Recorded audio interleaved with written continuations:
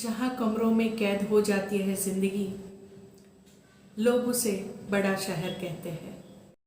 नमस्ते मित्रों, मैं जानकी आपका फिर से स्वागत करती हूँ डियर जिंदगी में। हम लगभग रोज दौड़ते हैं। ये जीवन एक रेस ही तो है। हमारी सामाजिक और आर्थिक परिस्थितियाँ जो है उसे हम बढ़ाने या मेंटेन करने में बस दौड़ते रहते हैं। खास करके मैं बात कर रही हूँ स्त्रियों के बारे में। चाहे वो नौकरी कर रही हो या घर पे रहती हो, वो कुछ ज़्यादा ही दौड़ती है। घर पे काम पे दौड़ती है और अपने विचारों से उसको सबकी चिंता है सिवाय अपनी। तो आज की जो कहानी है कुछ ऐसी ही है कि कुछ फुर्सत के पल निकालिए और कभी खुद से भी मिला कीजिए। ऐसी आज की कहानी कुछ ऐसी ही है, जिनकी लेखिका है कुंदनिका कापड़िया, गुजराती कहानीकार है। अवकाश कहानी का नाम है। कहानी कुछ इस प्रकार है। चिट्ठी लिखकर उसने टेबल पे रखी ही थी। घर की चाबी, किताब, पर्स लेकर निकल ही रही थी कि टेलीफोन की घंटी बजी। अपूर्वा का फ़ोन था। हेलो पूर्वी, कैसी हो? आज का दिन अच्छा गुजरा ना? सुनो, 6 बजे के करीब घर पे आऊँगा और 2-3 मित्र साथ में होंगे और वहीं खाना खाएंगे। पूर्वी ने कोई उत्तर नहीं दिया, धीरे से फ़ोन रख दिया। उसे बहुत गुस्सा आया। कितने समय बाद, कितने महीनों व सालों के बाद, या शायद शादी के बाद ये पहला मौका था जो उसने अपने लिए अपना कार्यक्रम खुद से बनाया था। एक सादा सा छोटा सा कार्यक्रम, सिर्फ अपने लिए, गृहस्थी से अलग, सिर्फ खुद से बातें करने के लिए। और अब आज शाम 4-5 मेहमान घर पे खाने आने वाले हैं। अभी तक तो ऐसी बात भी नहीं हुई थी। और 4-5 लोगों को अच्छे से खाना खिलाने के लिए बाज़ार से सामान भी तो चाहिए, सब्जी भी चाहिए। हालांकि उसे भी अच्छा लगता था कि जब कोई कहता था कि पूर्वी के घर अचानक कोई भी आ जाए तो वो थोड़ी ही देर में बहुत अच्छे से पकवान खिलाती थी। गजब की सूझबूझ और होशियारी है पूर्वी में। इसीलिए अपूर्वा कोई भी सूचना दिए बगैर अपने मित्रों को अक्सर घर पे ले आया करता था। उसे पूरा भरोसा था कि व्यवस्था हो जाएगी और अच्छे से होगी। मेहमान भी उसके आतिथ्य के बखान करते थे कि घर चलाने की कुशलता कोई पूर्वी से सीखे। और जब कोई अपने बखान करे ना तो अच्छा तो लगता है, कहीं ना कहीं दिल में खुशी होती है। ऐसा नहीं था कि पूर्वी केवल रसोई में ही अच्छी थी, कि अच्छे तरह से संभालती थी। अपने विद्वान प्रोफेसर का सारा पत्र व्यवहार, उनके लेखों का वर्गीकरण, उनके भाषणों की नकल, उनकी हस्तलिखित प्रतियों की प्रेस कॉपी भी अच्छे से रखती थी। तभी तो अपूर्वा कहता था कि पूर्वी मेरी कार्यकारी मंत्री है, इसके बिना मैं अपना काम सुचारू रूप से कभी नहीं कर सकता। इतने में फ़ोन की घंटी बजी। अपूर्वा की आवाज़ आई, पूर्वी, फ़ोन कट हो गया था क्या? बात नहीं हुई। मुझे लगा कि तुम थोड़ी देर में वापस फ़ोन करोगी, मैं राह देख रहा था। पूर्वी ने केवल ऐसा कहा। अपूर्वा कुछ फिक्र से बोला, तबीयत तो ठीक है ना? आवाज़ क्यों ढीली है? उत्तर में पूर्वी केवल हंसी। अपूर्वा बोला, हाँ अब ठीक है ना? तुम्हारी हंसी सुनकर जान में जान आई। अब सुनो, ठीक 6 बजे आ जाएंगे। जल्दी आता, पर ये लोग साथ हैं तो थोड़ी देर हो जाएगी। खाना सब वहीं खाएंगे। ठीक है ना? उत्तर में पूर्वी ने हंसकर कहा, ठीक है, और फ़ोन रख दिया। वह घर की दहलीज पर आ खड़ी थी। एक पाँव बाहर था तो एक पाँव अंदर था। अंदर रहने का मन नहीं और बाहर जाने का कोई सुयोग नहीं था। उसने नज़र एक बार अपने घर पे डाली। कितनी सजावट, कितनी सारी चीज़ें, और इन चीज़ों के कोने कटरों में कितना गहन अंधकार। इस गहराते अंधकार की गहराइयों में वो खो जाए, उससे पहले उसे बाहर निकलना था। लेकिन कैसे निकलूं? दिन प्रतिदिन ये अंधकार इतना गाढ़ा होता जा रहा था। ऐसा लगता था मानो सब चीज़ें की जो रिक्तता है वो लंबा हाथ करके उसे डसने आ रही हो। यह बात अभी तक उसने किसी से नहीं बताई है, क्योंकि उसे फुर्सत ही कहाँ मिलती थी। घर के इतने कामकाज, सभी चीज़ों को संभालना, सजाना, साफ सुथरा रखने में, चमकाने में कितनी मेहनत लगती है।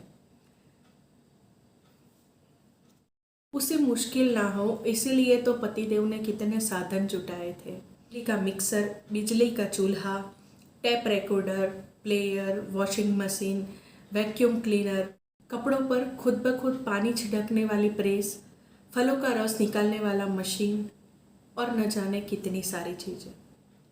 इन सभी चीज़ों की सार संभाल, उस पर धूल न चढ़े, वो मशीन खराब न हो, इसका वो ध्यान रखती थी।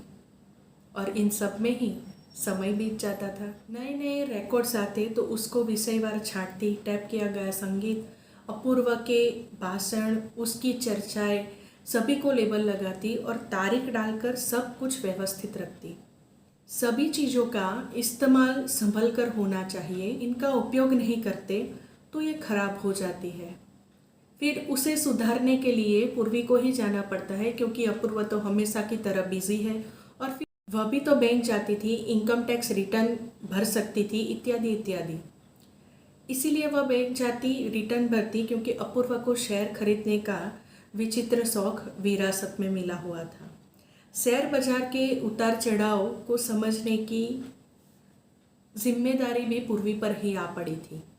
अपूर्व कहता कि तुम पढ़ी लिखी हो तो अब से तुम ही बताना कि कौन से शेयर खरीदूं और कौन से नहीं।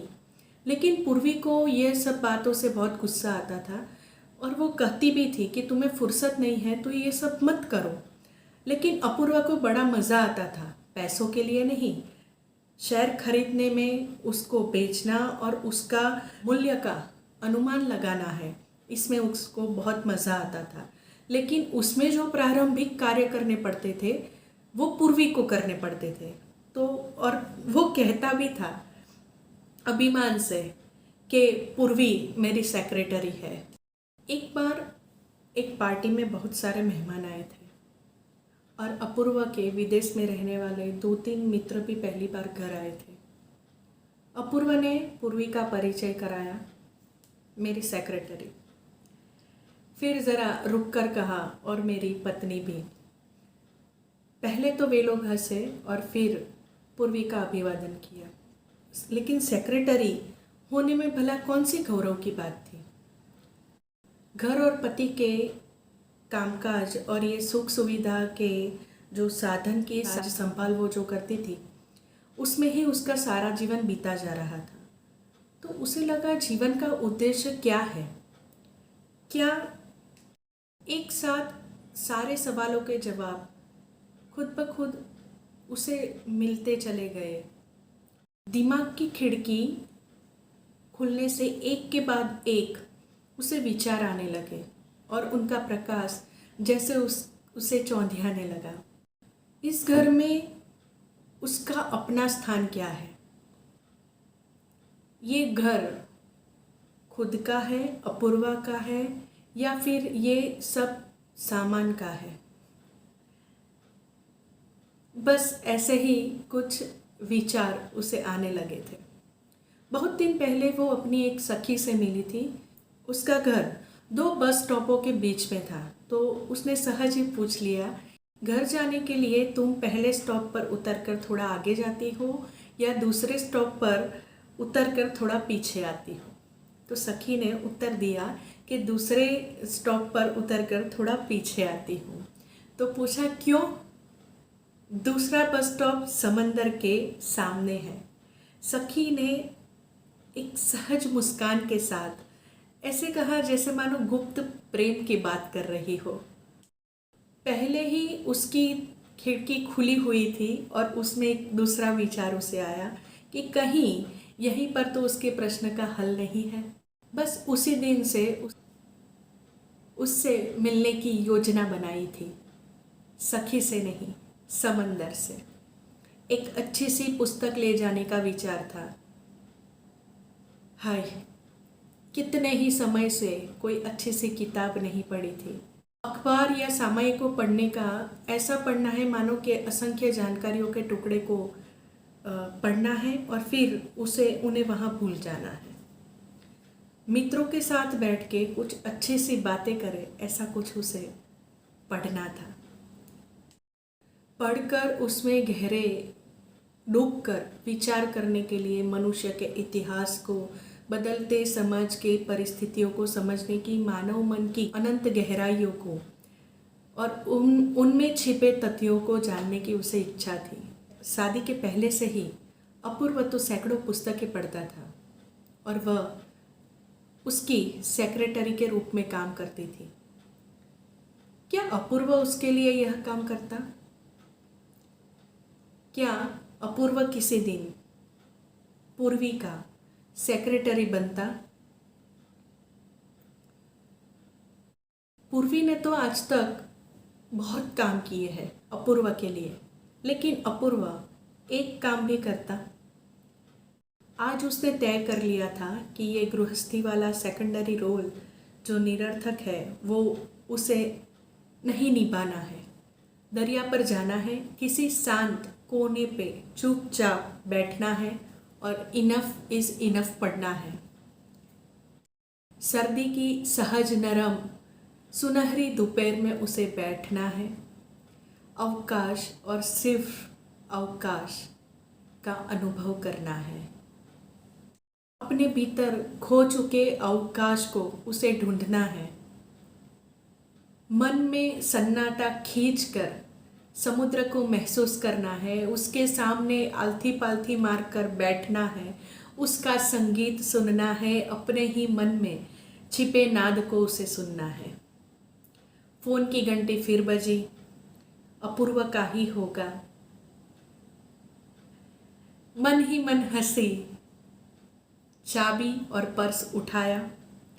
समुद्र किनारे जा रही हूँ लिखकर चीट टेबल पर रखी ताकि उसे अच्छे से नज़र में आए और फिर वह एक पुस्तक साथ में लिए सीढ़ियाँ उतर गई। हमें भी अपने अंदर के अवकाश को ढूंढना चाहिए। हमें भी दिन भर में ऐसा एक अवकाश ढूंढकर बैठना चाहिए। हम कहीं पर भी घर में अच्छे से एक कोने में जहाँ हमें अच्छा लगता हो, या फिर जैसे पूर्वी ने करा वैसे भी हम कर सकते हैं। ये बहुत ज़रूरी है, क्योंकि जो मन में खालीपन है, रिक्तता है, जो पूर्वी बोल रही थी डसने आ रहा है, हम सब कहीं ना कहीं एक वक्त पर ये अनुभव करते ही हैं। आज की ये स्टोरी आपको कैसी लगी, ये कहानी आपको कैसी लगी, ये कमेंट में ज़रूर बताइएगा। लाइक कीजिएगा, अगर अच्छी लगे तो सबके साथ शेयर कीजिएगा। सब्सक्राइब ना किया हो तो सब्सक्राइब कर लीजिएगा। फिर से मिलेंगे एक नई कहानी, एक नई कविता या कोई अच्छे विचार के साथ। तब तक के लिए स्टे ट्यून्ड विद डियर जिंदगी।